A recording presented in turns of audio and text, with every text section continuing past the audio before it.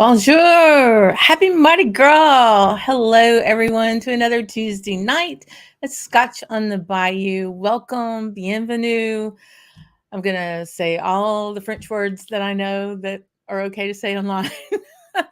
But no, seriously, welcome to Scotch on the Bayou. I am Leanne, and this is our live show we do on Tuesday nights. And this is not a normal Tuesday. This is Mardi Gras. And part of this channel, Scotch on the Bayou, is celebrating the wonders of Scotch whiskey and the flavor of life in Louisiana. And this is a big holiday. This is a big, big holiday in South Louisiana, especially. And it is Mardi Gras, or Fat Tuesday. And so I want to say thank you all for joining this celebration. We're going to get to some, a lot more defined whiskey moments later on, in the season and in other lives. But this is a time for us to just kind of stop, have a little celebration, learn about our culture a little bit. It's a whole lot more than just getting your drink on down on Bourbon Street in New Orleans. A whole lot more.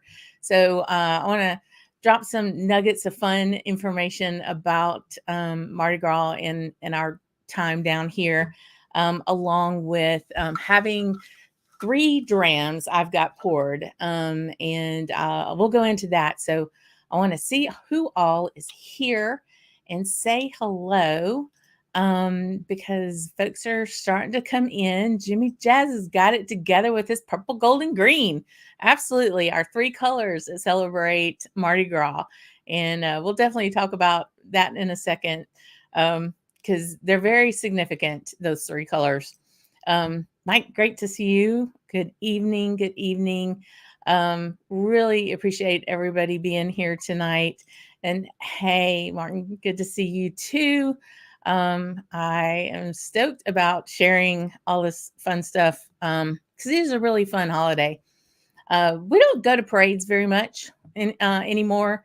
I kind of did that in the college years when that was a little bit kind of what I was going for, back in the day. But there's a lot of fun things to still do around Mardi Gras for sure. Hey, Chad, good to see you. Yep, hoping everybody is doing well tonight. Here's another Louisianian up in the north end of the state. They still do Mardi Gras up there. Hey, Mark JG. I hope you have got some good king cake going. We have so many things here in Louisiana that to experience and eat and savor, and definitely king cake's one of those things. For sure. Hey, Donna, thanks for being here. Good evening from San Francisco, one of my favorite towns. There's a big LSU alumni chapter in San Francisco, and another I think even bigger in San Diego, where they ship crawfish out to the West Coast and have an enormous crawfish boil. All because, we got a bunch of LSU Tigers out there that are bringing the culture wherever they go, right? Happy Mardi Gras. So stoked about that. Yes. Say it with me. Laissez le bon temps rouler. Let the good times roll. Yep, straight off of that description. And actually, funny enough, that's on my challenge coin. I don't know if y'all have seen. So this is the Scotch on the Bayou challenge coin, um, and I have that on the front, and then there's Slanger y'all with the lily pads on the back. But then there's, make sure I've got this. I don't know if it's gonna let the good times roll. Ah, there we go, almost. And then on the other side is the French pronunciation of Laissez le bon temps rouler. I think it's upside down. There you go. Now you can see it. So yeah, I had to really check that all out because French was not my thing in high school. That's for sure. But yeah, these are a lot of fun, and I've got I have 3 drams poured to celebrate those 3 colors. And let me do this real quick. So those 3 colors, yes, Mardi Gras. You know about the beads, you know about the mask, all that kind of fun stuff. Purple, gold, and green. Those are our 3 colors of Mardi Gras. And they all actually mean something. And LSU got their purple and gold colors from leftover Mardi Gras colors. When they were like, hey, we got to find some colors for this college that we started in Baton Rouge. And they kind of went to the store to go get something, and they only had purple and gold ribbon left. So that's how we got our colors for my university, which is really pretty cool. But yeah, so Scotch on the Bayou is all about that. So purple actually means justice. Gold represents power, and green represents faith. And I just love that there's actually some thought behind all of this, right? So here's your assignment. If you haven't already, go ahead and find you a couple of drams and find a purple label, a gold label, and a green label. That's what I did. And we're going to see, I'd love to see what everybody's drinking. Saw Jimmy Jazz post on Instagram. His lineup was killer. So I'm super stoked about that. And yeah, so we'll go from there. And I'll go through my purple. Let's say, hey, my brother on Facebook. Yes, we're finally back on live on Facebook. You have to tell me how it goes, brother. Facebook is was being a little complicated with StreamYard, but we got it all worked out about 11:30 last night. So we're rocking and rolling.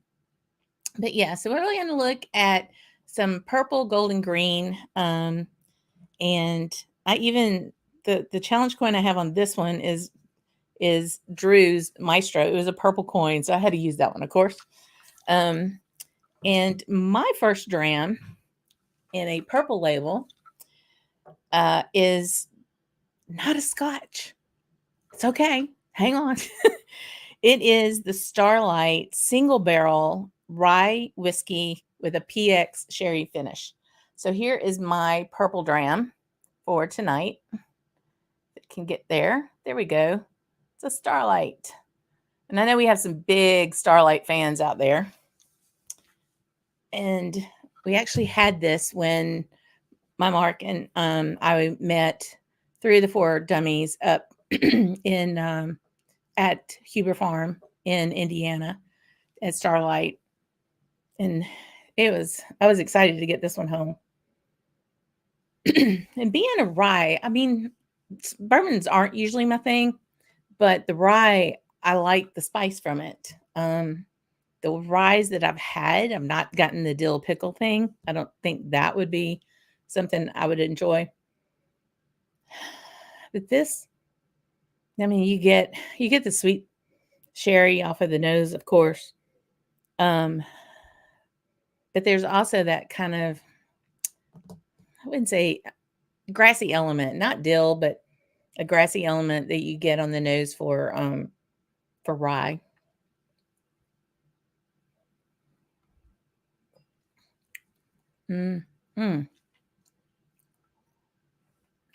It's so very different than Scotch.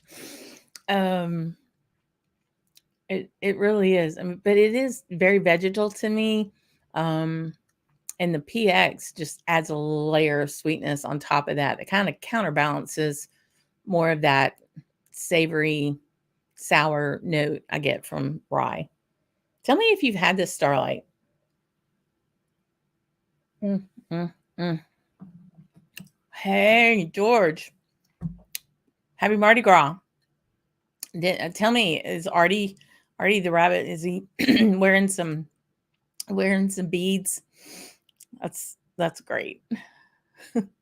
Someone told you there would be cake. There will be cake. I wish I could share cake with everybody.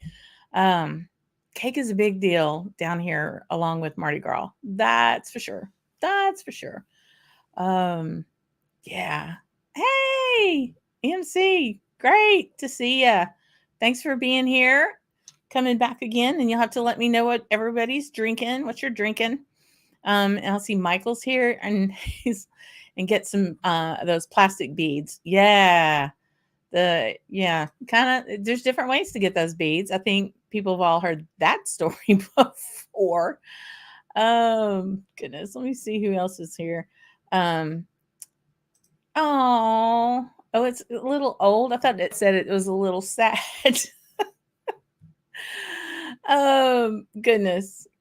Oh man. Yeah, it depends on where you get your king cake. We get real persnickety about that down here for sure. Hey Chuck, welcome and happy Mardi Gras, friend. You have to let us know what you're drinking. We're doing purple, gold, and green labels for because our whiskey's not gonna be that color. Maybe the gold, but that's about it, right? Goodness, everybody's got a bunch of folks in tonight. Well, thanks for being here and spending some time with us on Tuesday. Michael says he heard that they had this sort of like a bit of jazz down there. Yeah, a little bit. There's some really great places for music down there. I mean, you hear about it, but they're not on bourbon. So let's just say, hit me up in the DMs if you're ever wanting to take a trip to New Orleans, because there's some great off the beaten path places that are really, really tasty to eat, and bars, and then music. Like, you want to go on Frenchman Street, that's kind of where you want to go to do that, to listen to that type of music. Good stuff. Now, I saw Chad say that you had, where did that comment go? That you had, oh yeah, this was one of the samples I gave you, right, Chad? I thought so. So here's his lineup, which, dare I say, probably goes head to head with Jimmy Jazz's. The green is the Spring Bake 15. Lovely. Then the purple would be the Spring Bake 18. I have a wee bit of mine left. And the gold, you hit the trifecta, boo. Spring Bake 21. Dang. Who all wants to go to Chad's house? Oh my word. That's living high. And that's what Mardi Gras is, right? So it is the day before Ash Wednesday. Always. So it's going to float wherever Easter is. Back it up 40 days. You got Ash Wednesday. And the day before that is Mardi Gras, or Fat Tuesday. And then on Monday is called Lundi Gras. And so it's kind of a gear up, right? So when you look at all of those things, you sharing the culture, finding out, there's actually meaning behind these colors associated with Mardi Gras. This is the last day you can live it up before Lent starts. So tomorrow's Ash Wednesday. We're very heavy Catholic area in South Louisiana, especially. And so, Mardi Gras is that day where you can live it up, let your hair down, become midnight, and literally New Orleans at midnight, they shut everything down. The street sweepers come in, they clean up all the stuff, hose everything down, and believe me, it is not a pleasant smell to be on Bourbon Street on Mardi Gras Day. But they'll clean all that up, because then on Wednesday, that starts Lent. And, so people are quite devout when it comes to that. They'll give things up for Lent, and it's usually, the things that bring you joy, like sweets, or, soft drinks or different, and maybe you give up, whiskey for Lent, whatever it is, for the sacrifice of that 40 days. And it's just entwined into our culture, and that's pretty much the way it is. So, oh goodness. Mm-mm-mm. I wanted to see who else I saw. I see Martin was in. Martin Fielder was in. Where did that go? I saw you somewhere. Yeah, and Whiskey Franco. Goodness gracious. All the fun folks. So Martin JG, you don't like rye either? Because we know Gregor, Tom Ferdinand, does not, he's not a big rye fan. I like the spiciness of it. It's not gonna overtake my Scotch collection by any shade of imagination.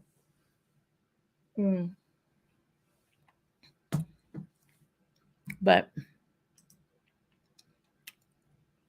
yeah, pretty grassy, but still sweet and it's really nice. Okay, so Jimmy Jazz is starting his purple, which would be that Springbank 18. Oh, that was my first big bottle, I think. The first one I was like, oh man.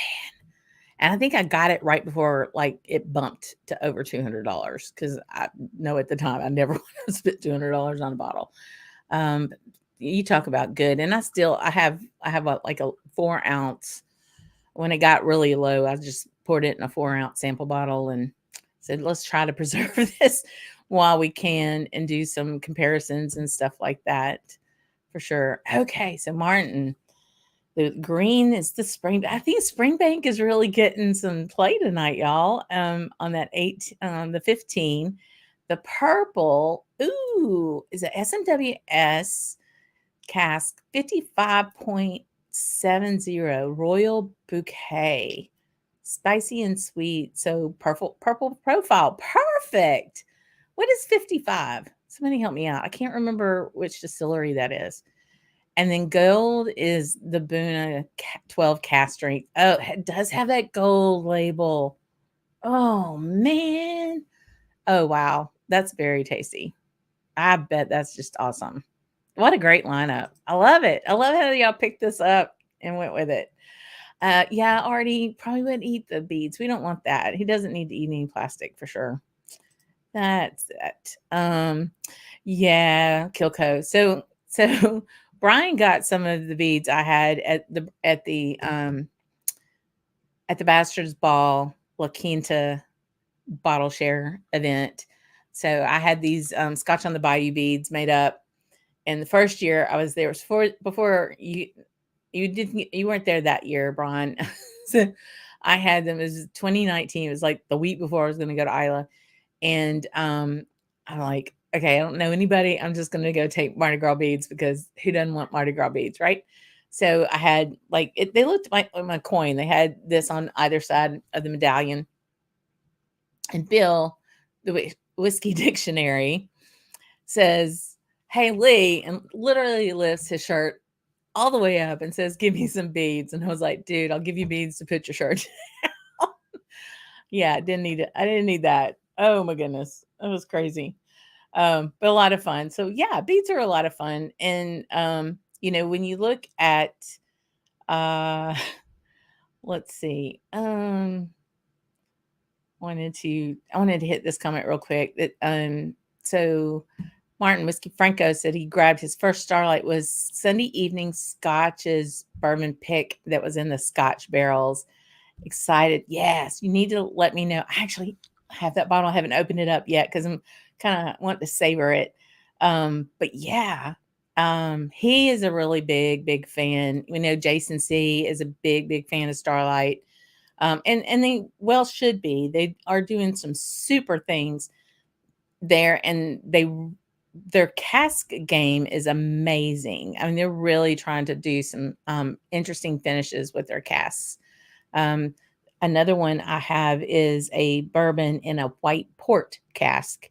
So, I mean, I've never even heard of white port. So interesting. Very interesting. Hey Joe, thanks for being here. Glad you joined us on this Mardi Gras day, Sha. Um, again, French lesson. Laissez le bon temps rouler. Let the good times roll. Awesome, awesome, awesome. Um, so when you think about Mardi Gras, um, you think about this. You think about total craziness in New Orleans, with the big floats and packed all down at the quarter, and you've got the mask and different things like that, and it's kind of crazy. So to kind of give you that anatomy of Mardi Gras itself, first and foremost, tip of the hat to Mobile, Alabama, because that's actually where Mardi Gras started. It is. They win the first Mardi Gras, but who goes to Mobile for Mardi Gras? I mean, I'm just saying. But they do actually have a very nice Mardi Gras there. But New Orleans is really what's known as ground zero for Mardi Gras. And each of the parades are conducted by a group, a membership of a club membership called a crew, Krewe. And these different crews, like the crew of Bacchus, of Endymion, of Rex, of Zulu, of Toth, all these different crews work all year long to raise money to get their floats done and created. And as you can see, this dragon up here, I mean, they're so very elaborate. And if you do get to New Orleans, you can go to Blaine Curtin's Mardi Gras World's right on the river downtown, just north of just upriver a little bit from the warehouse in the convention area. And you can go in and see a lot of these floats during non-Mardi Gras time. And the way these artists make these things are just incredible. And so the members of the crews will actually be on the float as it goes through the parade, and they're throwing things, and they're throwing beads, and I hope this isn't too clunky sounding, because it's a lot of noise. And they throw doubloons and stuffed animals, and there's Muses is another really great crew down in Louisiana, down in New Orleans, and it's all women, and they throw shoes. So they will take shoes and bedazzle them and decorate them, and they throw shoes. Zulu throws coconuts. So it just depends on, the theme of the crew and the theme of the parade. So one parade may be all about the Wizard of Oz, or it may be all about rock and roll songs or something like that for that particular year. And they'll build their throws and their beads and stuff like that around that. One year in Baton Rouge, we have a crew of Orion, and Mardi Gras was actually on Valentine's Day. So all of their throws and everything had to do with Valentine's. So there's a lot of fun with that. So Michael says, someone brought rice and gumbo to work today. For Mardi Gras in Washington State. Lucky you. It was spicy, not too spicy. That was good. And free and tasty is always nice, right? That's really cool. Yeah, gumbo. That's interesting, because we've got another little tidbit specifically about gumbo here in a bit. But yeah, being able, when you go to gumbo, these things. So when I went up to Victoria, and Chad and Jennifer and all his buddies, we were having breakfast. And Chad, I don't remember, there was in Victoria, British Columbia, there was a Cajun breakfast dish. And I was like, I'm going to pass. I'm sure it's all good. I eat that most every day. So it's okay. It's all right. Sorry you're having to work. We'll have a drink for you, friend. I know what that's like. I'm still working usually when Roy starts his show. So we will definitely have one. But thanks for joining us tonight. I really do appreciate it. So Donna says, you plan to take one item of clothing out of your closet each day for Lent and donate it instead of giving anything up, like whiskey. That is a beautiful idea. That's so multifaceted. First of all, someone's going to benefit from your donation. Secondly, you're getting stuff out of your house, which I don't know if you're like I am at this point in my life. I need stuff out of the house. And then you don't have to, you're doing a good deed. I love that. That's a great way to work through Lent. Awesome. That is so cool. Um, so yeah, George is gonna go. I love because SMWS has those color bands, right? For all their color profiles. That's perfect. I love it. Okay, so that 55 was Royal Brockla. Awesome. See, I love the fact that y'all all know this stuff. Or at least you got to Google faster than I could. That's for sure. So purple for George is going to be the SMWS 135.24. Intrigued? You should be. I mean, how cool are their names, right? So you're going to have to give us the download on these as well. Man, I'm going to hit all three of these while I can see them, George. So that's your purple. Your gold is SMWS 83.34. Good cop, bad cop. Sweet and spicy, I'm guessing. Wonder what flavor profile that is. Very interesting. And then your green is 33.139. You would not believe. I bet it's good. I would believe it's good. Hey, Sugar Kitty. Happy Mardi Gras, friend. Thanks for being here. And Cindy, you too. Going with for purple, your red breast. PX list out and a 15-year-old. Yum. Oh man, everybody's drinking so good. So Kilco does still have his Mardi Gras beads. I'm so stoked about that. Thank you very much. It's interesting.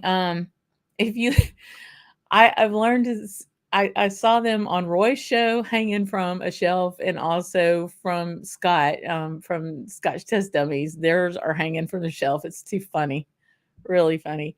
Hey, speaking of some dummies, hey Sean, good to see you. Happy Mardi Gras, friend. Have a dram. Hopefully you can grab one. But yeah, we're loving our Mardi Gras time. So beads. Way back in the day, beads were actually glass. So they would throw the strings of beads that were glass. Mark is from New Orleans and grew up there. And his mom she absolutely loved Mardi Gras. And they would go to a lot of the parades. And he was even telling me tonight about sitting on his dad's shoulders during Rex and having a doubloon handed to him.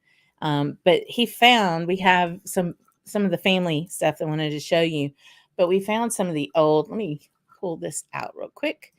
There we go. So these are plastic still, but they're not the grandiose versions. I mean, so you see the little crown on there. And then this is one from Zulu, which is old. So these are probably from the 70s. Very, very odd to find these again in the purple, gold, and green colors. And this one, I think this is Rex, the one with the crown. So Rex's parade and Zulu are both on Mardi Gras Day. Endymion is the Saturday before. Bacchus is the Saturday before. Bacchus is one at night because he was the god of wine, right? And drunkenness, apropos. But that one usually has like some celebrities as the king and queen of Bacchus. We went to a breakfast for Bacchus one year with some friends, and Tony Soprano was the king of Bacchus that year. It was very, very fun to see that. Oh goodness, there's some water.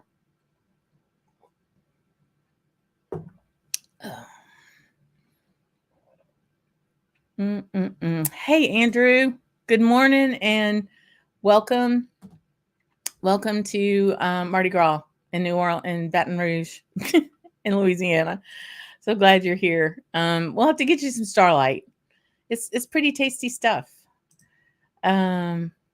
Yes, you need to get one, Sean. Go grab you some. The Starlight and the honey barrels. Yum. Very interesting. Woohoo! There's my man. Who got them beads? I got them beads. So these are a pair of beads. These are really heavy, but my mom found these for me.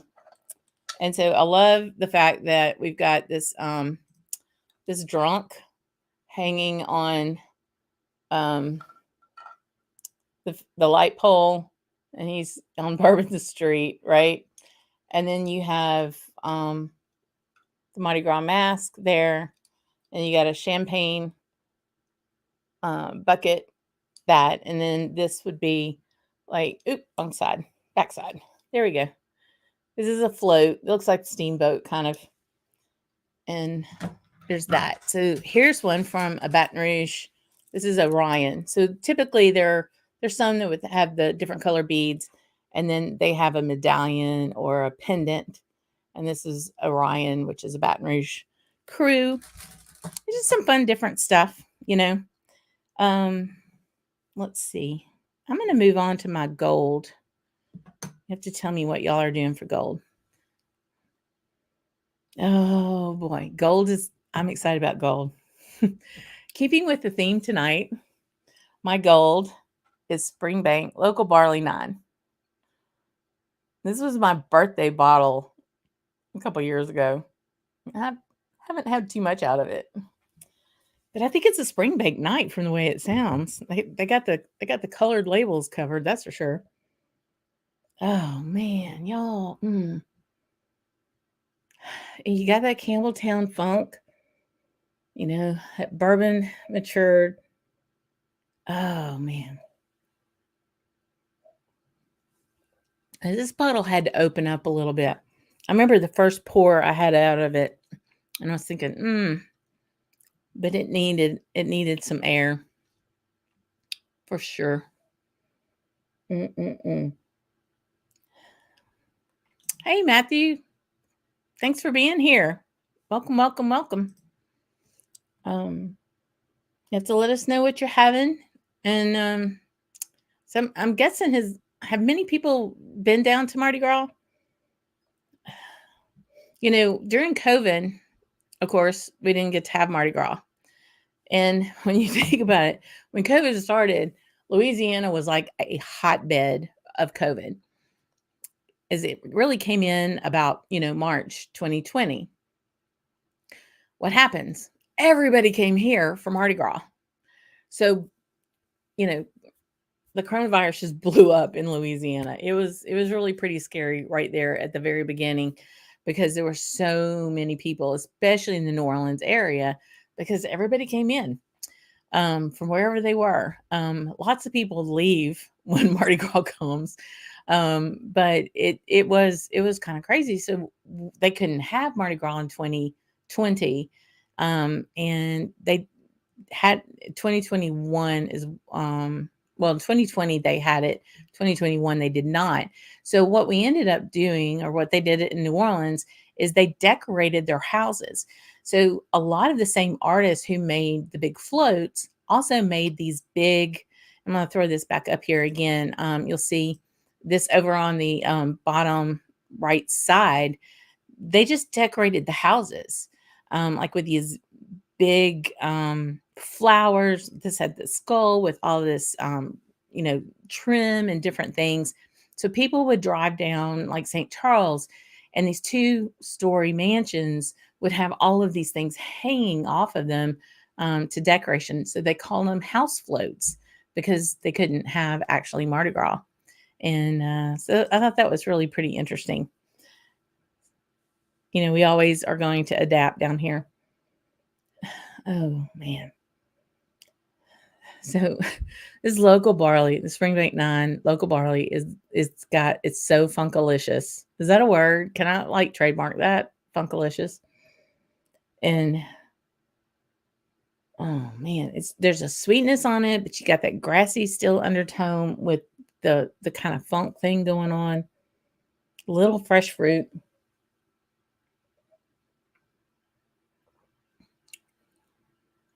Spice up front. I'm trying to remember what the ABV on this one is. It's pretty warm. 57.7. Yeah, it's a little warm.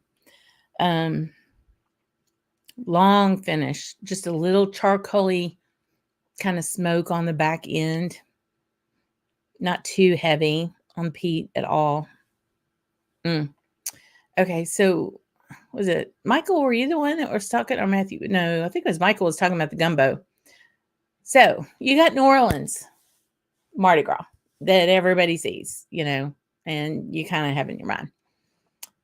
So from west of Baton Rouge towards the Texas border is typically thought of the Cajun area of Louisiana. And you got Lafayette, you got Breaux Bridge, Ville Platte, Mamo. Mamo is a fun little town. But that's where you have a lot of you've got swamp area, but you also have prairie. And that there was a lot of German settlement in there too, but the Cajuns or Acadians were exiled from Canada. So they were kicked out of Canada and they came all the way around the East Coast up into the Gulf of Mexico, and then they settled South Louisiana. And just like everybody, there's so many parallels between the Cajun culture and the Scottish culture. The fact that they were kicked out of or pushed out of their homeland is one thing. Then when you look at the fact that they were a different uh, language speaking than those who ruled them, and even when the Cajuns came here, they were told don't speak your language, don't speak the Cajun French. And all of those things it's just like people telling you what to do, and the man telling you and the aristocrats telling you, peasant person, don't do these things. Um, don't wear a kilt, don't speak Gaelic, all of that. Same establishment. In Scotland, they have a Cayley, right? That's their dance, their community dance where they get together and they're dancing, and there's music and food and all of this. Well, in Louisiana, it's a fête au dos. And it's the way that the community comes together and celebrates life. Well, Mardi Gras in Cajun world, in the Cajun part of Louisiana, is very different than the New Orleans part. All things are very different from the New Orleans part when it comes to Louisiana.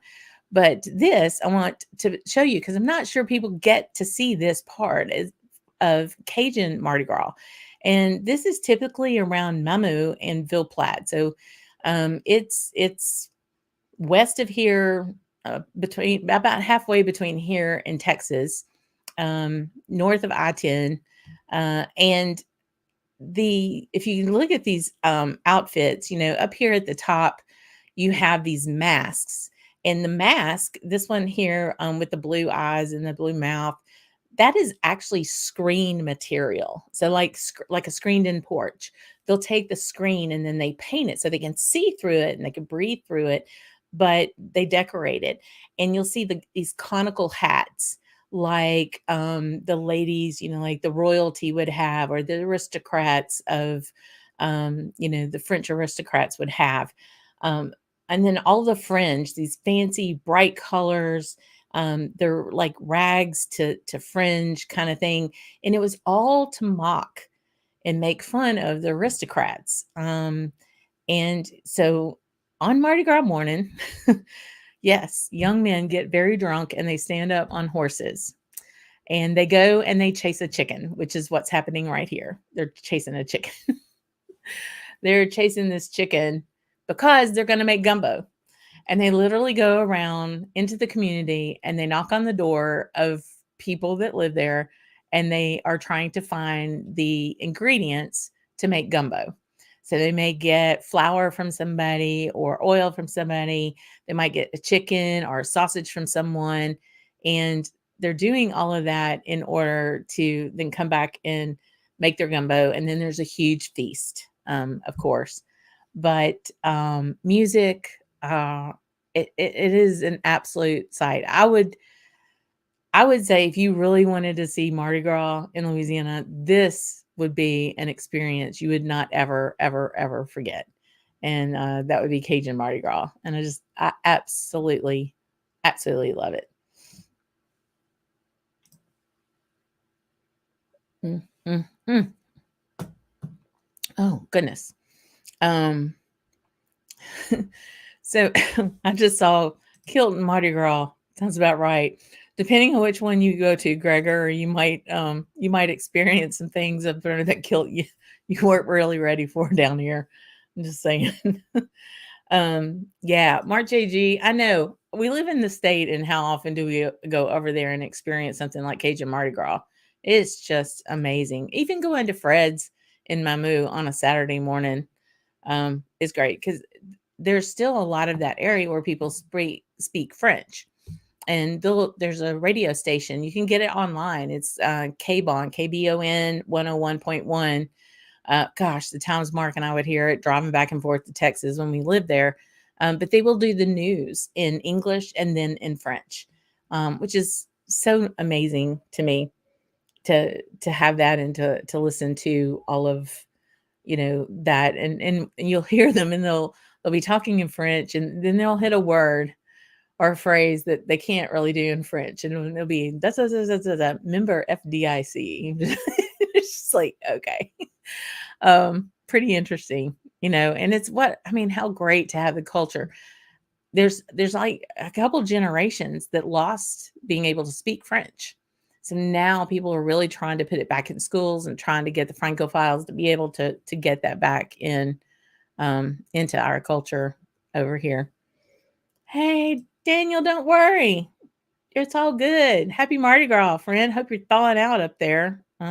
Something tells me you probably aren't.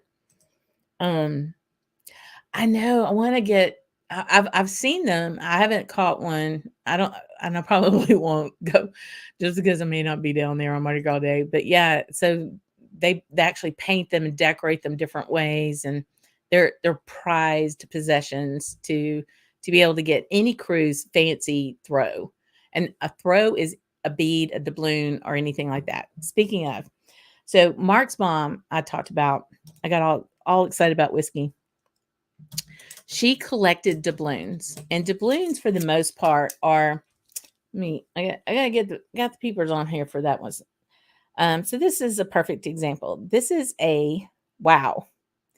This is a 1968 Bacchus, and the Bacchus Book of Horrors. So Book of Horrors was the theme for the Bacchus parade that year, and so this is the doubloon, and I'll get there in a second.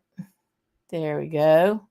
So they're pressed aluminum coins for the most part.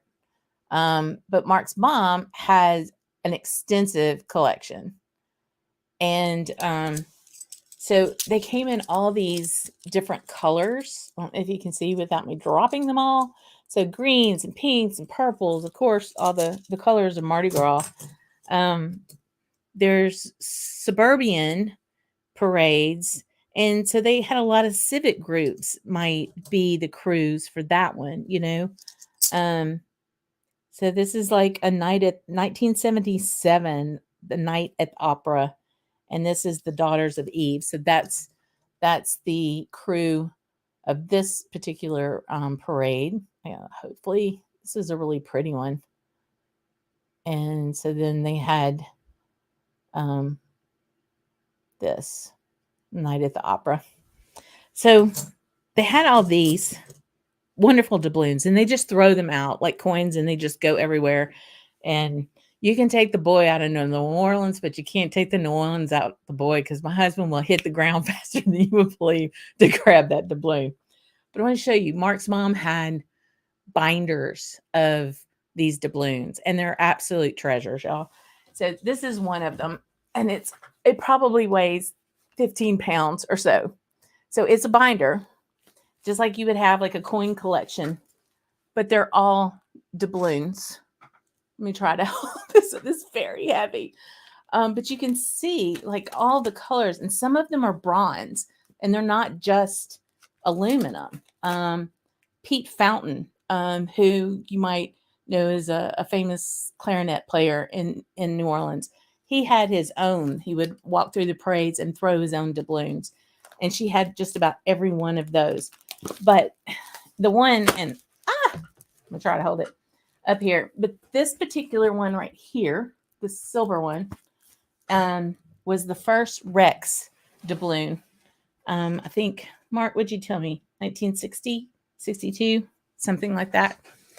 Amazing, right? And I don't know what we're gonna do with them, but they're absolute treasures. And that became a big thing, was to collect the doubloons from the different um, crews and the different parades for different years. I got stuff all over me. Oh well, but yeah. So I don't know, Mark, JG. Did y'all do a lot of doubloons? I mean, I know Shreveport and Bossier both have some parades, so I um, imagine that would have it too up there. Cool. Cindy, yes. I actually was trying to put together some pictures, but I couldn't find any that weren't copyrighted. But yes, the Mardi Gras Indians. So big chief costumes so in New Orleans particularly, there are the Mardi Gras Indians, and is primarily African Americans who are honoring their heritage in the way that they related to the Native Americans for persecution. And they are in these most elaborate costumes that they make all year round. And they're detailed beading, and there's whole sections of beading with big, huge headdresses and feathers and bright, bright, bright colors.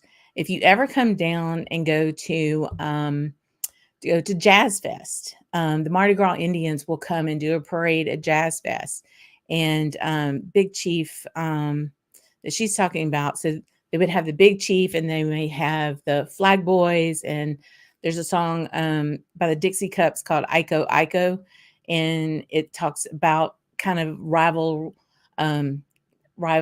tribes going back and forth with who has the best flag, and I'm going to come get your flag, and things like that. But that is a huge tradition, and one that I think is finally getting some recognition. There's a woman who trying to remember her first name, Goldring. She's in Blonde Ambition Tour on Instagram, and she's a photographer for mainly music acts, and she does incredible documentation on the Mardi Gras Indians. Absolutely. And now I'm going to sneeze. Maybe not. We'll see. Yes. So HBO, perfect, Mark. Yeah, the HBO series were really documented that well, and Mark was in quite a few of those in his acting days. Go find that. So Treme is a HBO series that was done about musicians primarily in post Katrina New Orleans. Lots of folks didn't particularly like it because it was very accurate. But yeah, it was good. Oh, Sugar Kid, you've got someone in Metairie? Oh, you need to call that cousin up. Come on down here. Speaking of cousin, here's one of mine. Hey, Tootie, good to see you. I'm glad you're on, hon. I hope you're having fun and doing well. Stuff for work is here. Hey, good to see you.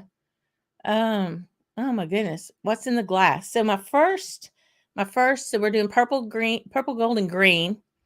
My first was the Starlight Rye PX finish.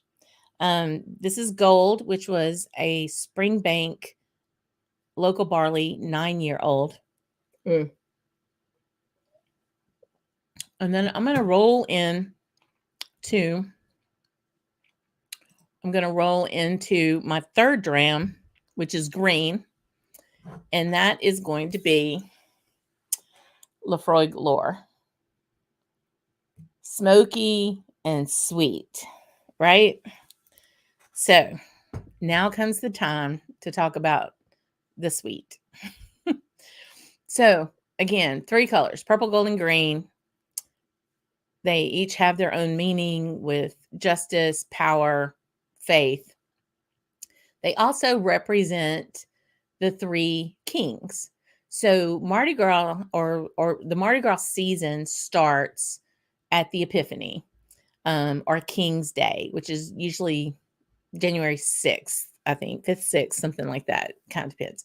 12 days after Christmas, which is when the Magi or the three kings were looking for the Christ child.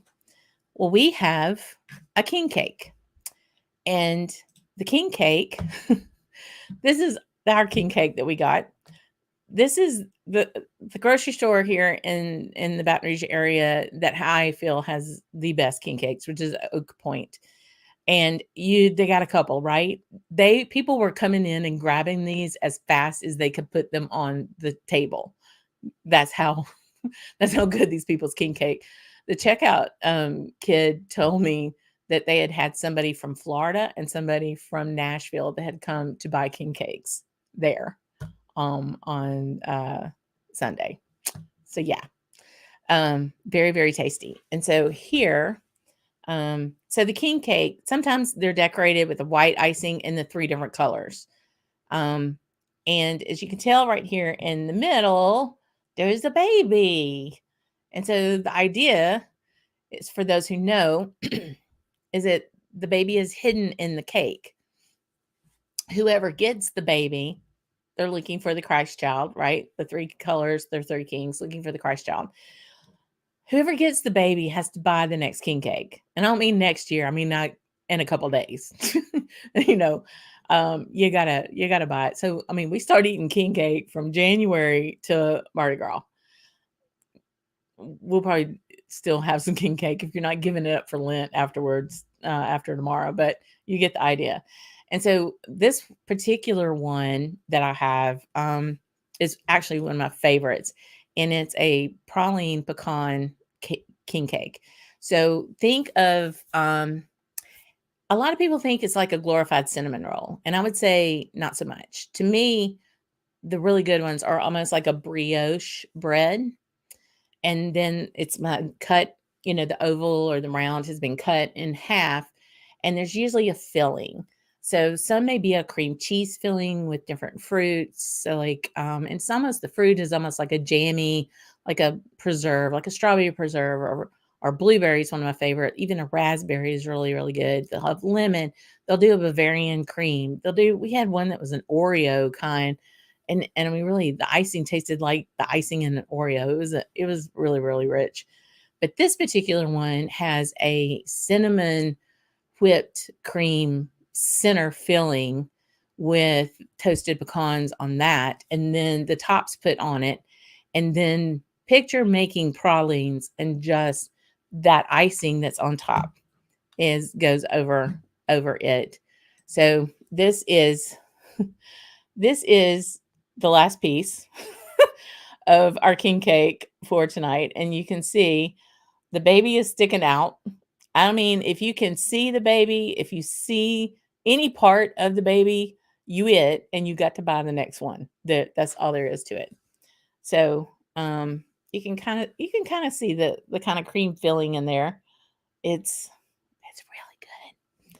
So I've paired this with this smoky Lafroig.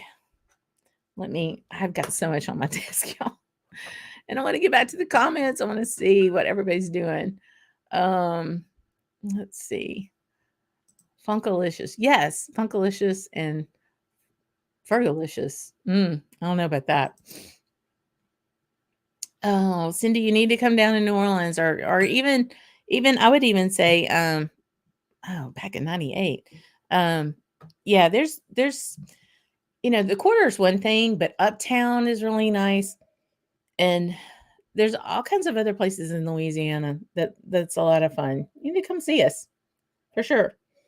So Martin said he went down in 2007, might have been 2008 or 9, blurry years in the 20s. Yeah, that tends to be when you have the best time at New Orleans Mardi Gras. When you get older and you know better, maybe not so much fun.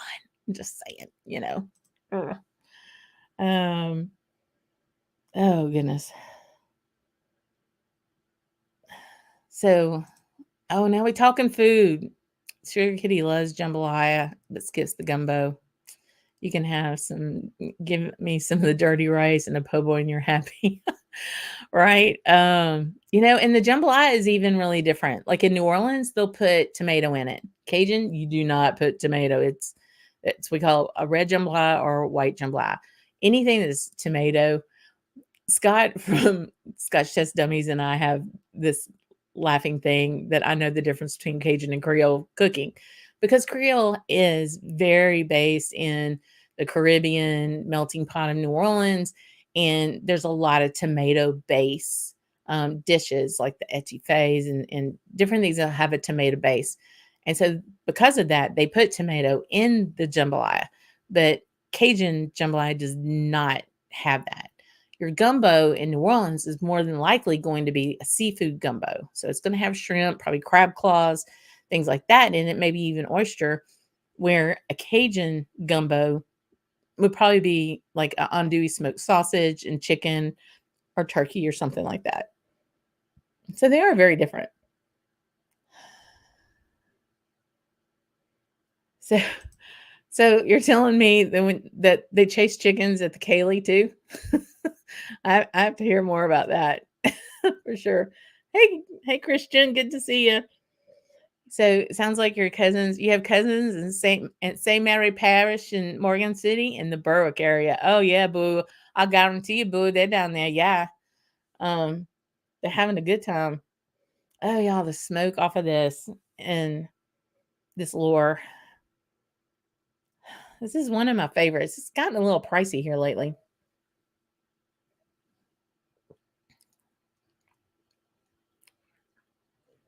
I mean, it's sweet, but it's not. Yeah, it's pretty sweet. Just thinking that. Mm.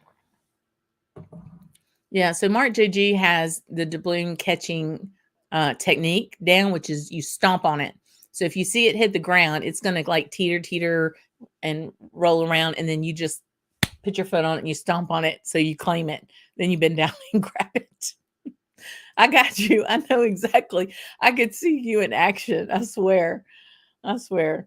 Okay. So Kilco's got his colors going. Green spot. Perfect. Oh my gosh. I can't believe the first person who's got green spot. That's it.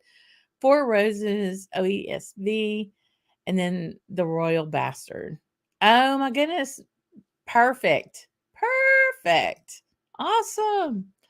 Yay. They tell you to eat your colors, like, have purple food and green food and gold food. We're gonna drink our colors. I like that much better. I like that. That's awesome. Oh, good. Yeah. So here's a really good. Thanks for that, Mark, for the Mardi Gras Indian link. Y'all look into that. The costumes are absolutely exquisite.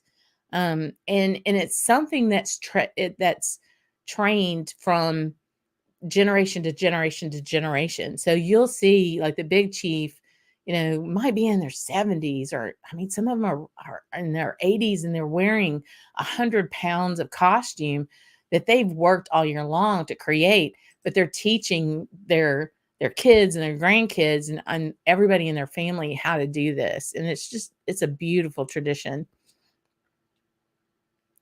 Not that blonde emotion, but I think she shot Madonna is like she's a photographer, so I think that's where it came from, is where she shot that tour, and that kind of stuck with her name. That's for sure. Oh my goodness, I am so back on the comments. So yeah, if you would, we had fun tonight. Like, um, hit the like button. Tell somebody we're picking up some subscribers. So y'all chatting, y'all telling people about it. So I appreciate it. So yeah, the baby. I collect the baby, and you can make your own king cake. It's very easy to make your own king cake. You can do the cheat, which is get a package of crescent rolls and do all the like do all the triangle pieces like in a circle with all the points to the middle. Put a filling of cream cheese and maybe some strawberry jam or something like that, and then fold over each side of the crescent roll and then bake it. It's all flaky. It's all pastry-y, and put some cinnamon in there too. Don't forget that. And then you make a little simple, royal icing glaze on the top of it with some different, like food coloring, and you get a king cake. It's easy. So I'm gonna have a bite of this, and then have it's like nothing like eating on TV, right? Mm, it's so good. You can see that yumminess. Mmm, so good. So you got this oily cream cheese kind of thing going, and now with the lore. Mm,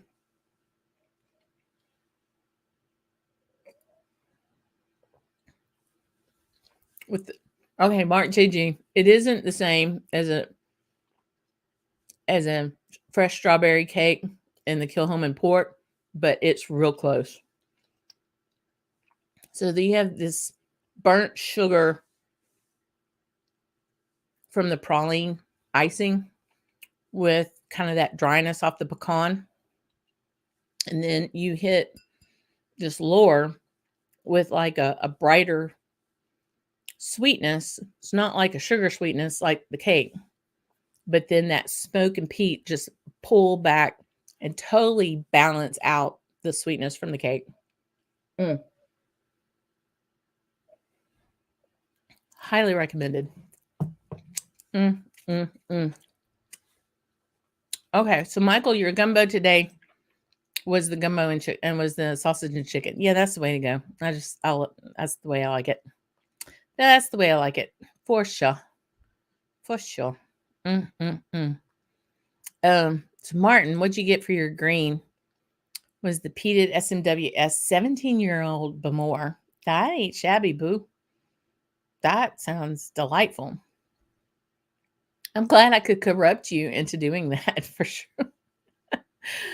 I do, I do, I do. And then Michael says instantly some insanity sauce would have been good to add, but didn't have any. So I don't know if I could handle insanity sauce. Um, we have so there's different kinds of Cajun seasoning, and my favorite is called Slap Ya Mama, and it's because it doesn't have as much salt as like Tony Chachere's or some of the other ones, I think. But it's one of my favorites, and it's a bright yellow can and really good. Um, yeah.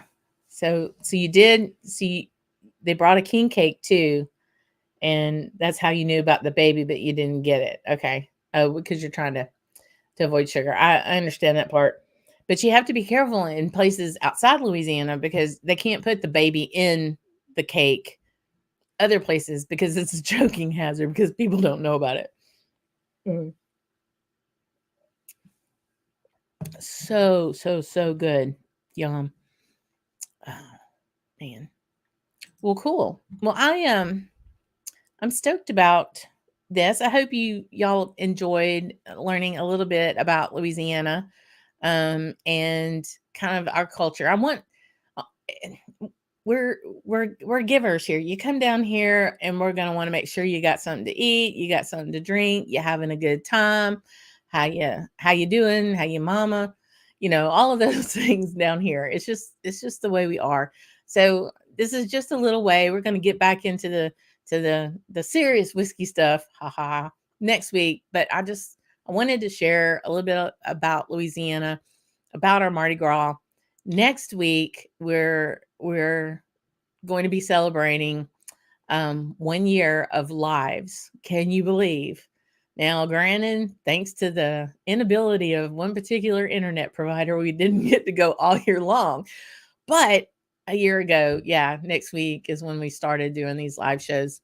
And I'm super stoked. We finally got the Facebook thing going. We've got 12 people on Facebook, which is super. That's fantastic. And I love having y'all in, and just excited about this year. Planning for Scotland, y'all. This trip is gonna be this trip's gonna be off the hook. It's getting bigger and better every day, that I keep planning things. So I want to start sharing some of those plans with you. in the coming weeks. Just talked to Shayla, Whiskey Central, and I'll be doing a blind on her channel pretty soon. So that's going to be fun. And Stacy from Four Leaf Whiskey is actually going to be my guest for the 14th of March when we talk about Irish for Scotch drinkers.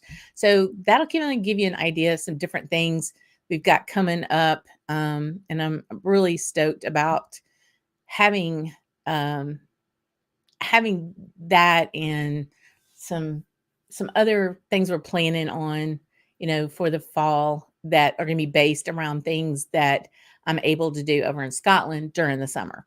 So lots of lots of editing and things like that, but it's turning out to be a lot of fun, and it's fun because you all decide you want to come and spend a Tuesday night with me, and I do appreciate it. I'm going to say goodnight with my lore, and I'm gonna maybe split the rest of this cake with Mark because it'll be the last of the king cake for this year for sure. And just tell you, y'all, thanks so much for coming, enjoying this time, for all the encouragement. Hitting the like button, becoming a member of the channel is a big deal, and I really do appreciate it. And I'll be here next week, and we'll have some more fun. Until then. Laissez le bon temps rouler, let the good times roll, and sláinte y'all.